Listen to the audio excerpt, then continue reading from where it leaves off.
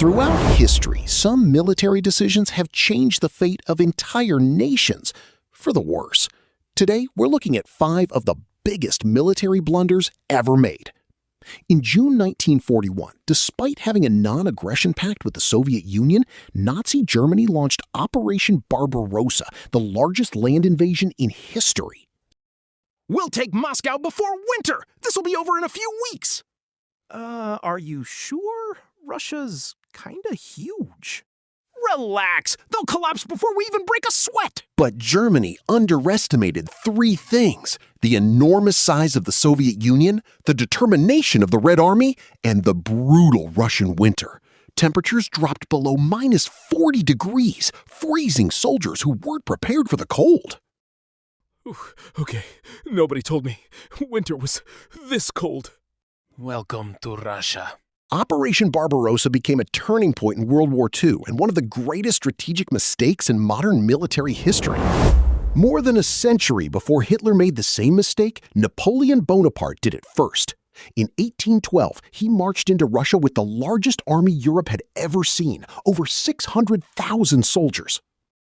600,000 troops! Who could possibly stop me? Maybe the distance, the weather, the scorched earth strategy. Please, I'll be in Moscow within weeks!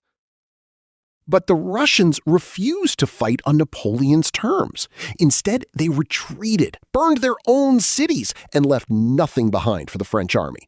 By the time Napoleon reached Moscow, it was deserted and on fire. Wait, where is everybody? And where's the food? Then winter arrived. With no supplies and no shelter, Napoleon had no choice but to retreat. Out of more than 600,000 soldiers, fewer than 100,000 made it home. Maybe I should have listened to Russia after all. Napoleon's invasion became one of history's greatest military disasters and marked the beginning of the end for his empire. On December 7, 1941, Japan launched a surprise attack on the U.S. naval base at Pearl Harbor, hoping to cripple the American Pacific Fleet before the United States could enter the war. One powerful surprise attack, and America won't be able to fight back! Brilliant plan, my friend. Just make sure you don't wake up the giant. Don't worry, they'll be begging for peace within months! But the attack had the exact opposite effect. Instead of forcing America to back down, it united the entire country behind one goal: winning the war. I was staying out of this, but now you've got my full attention. Oh, that wasn't exactly how I imagined this would go. The attack on Pearl Harbor brought the United States officially into World War II, unleashing America's massive industrial and military power. What was meant to secure Japan's future instead became the beginning of the end for the Japanese Empire. In 1979, the Soviet Union invaded Afghanistan to support the country's communist government. Moscow expected a quick operation that would stabilize the region and be over within months.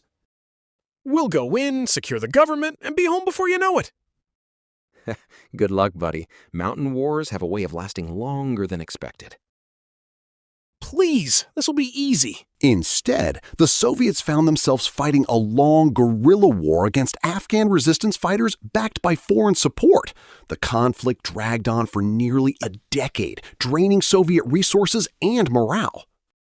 Oh, why does this war never end?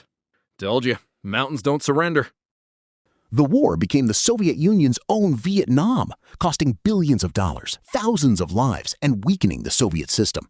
Many historians consider it one of the major factors that accelerated the collapse of the Soviet Union.